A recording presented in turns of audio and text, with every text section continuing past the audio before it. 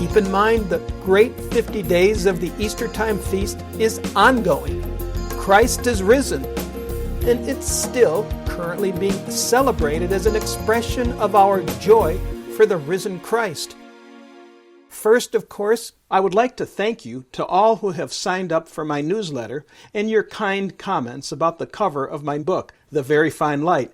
And if you've not already added a comment or star rating for my book at Amazon.com, please do.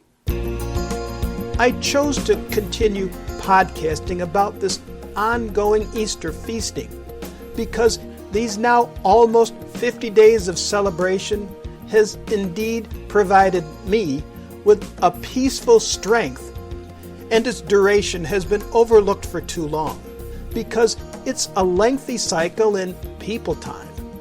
The other reason is to call attention to the Virgin Mary's role in the days following the resurrection.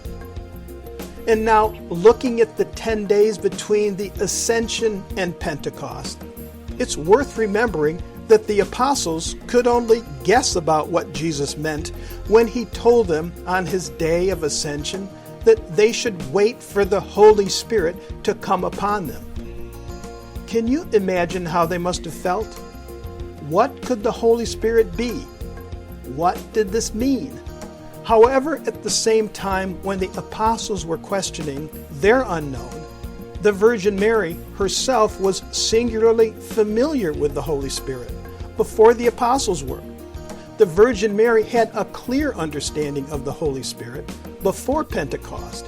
Indeed, her experience began around the time of the Incarnation, and she no doubt provided a guiding light during that period between the Ascension and Pentecost, while the apostles prayed in the upper room before they received the gift of the Holy Spirit and began their commissions as Jesus had asked of them.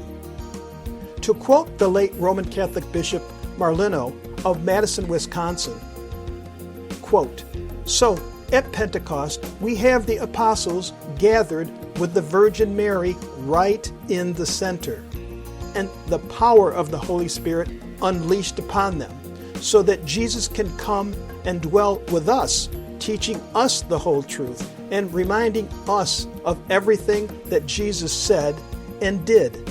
Unquote. There is more information about this on my website, nicosteves.com, and also St. Joan of Arc and the apparitions she followed is remembered. Her courage and triumphs for France, following her love for the Virgin Mary, who she continued to honor during Joan of Arc's remarkable commission. This podcast continues with excerpts about Joan of Arc from my first book, The Constant Procession.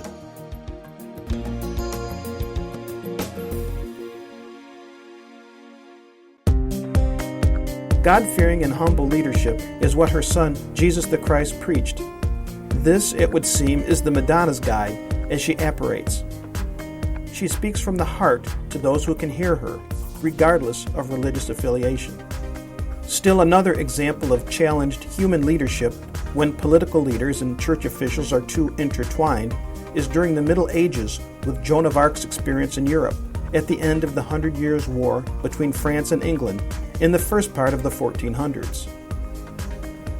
However, though her vision, she sees St. Michael, St. Catherine, and St. Margaret rather than the Virgin Mary, she held fast till her dying hour to pledge her faith to service to God and the Blessed Holy Virgin.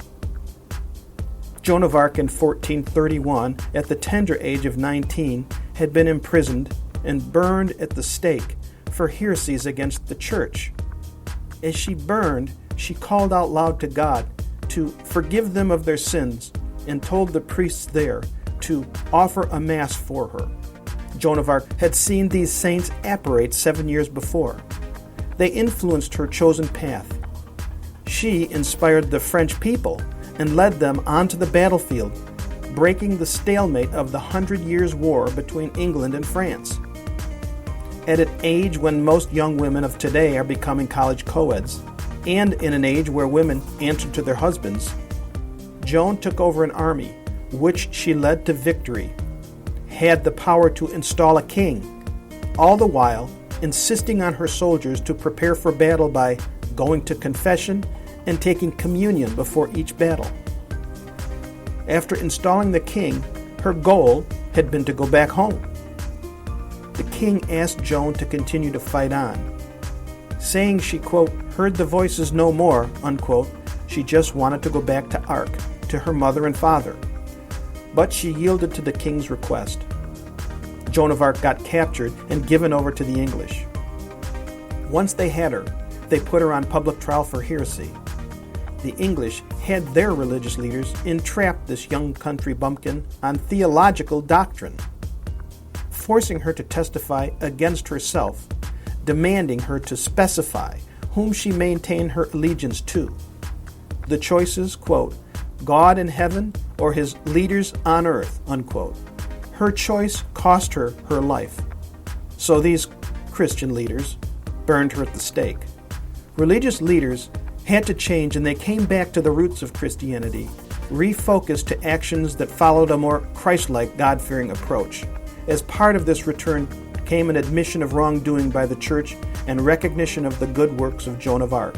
Joan of Arc gained sainthood also. He has risen. Till next week, I'm Nico Steves here.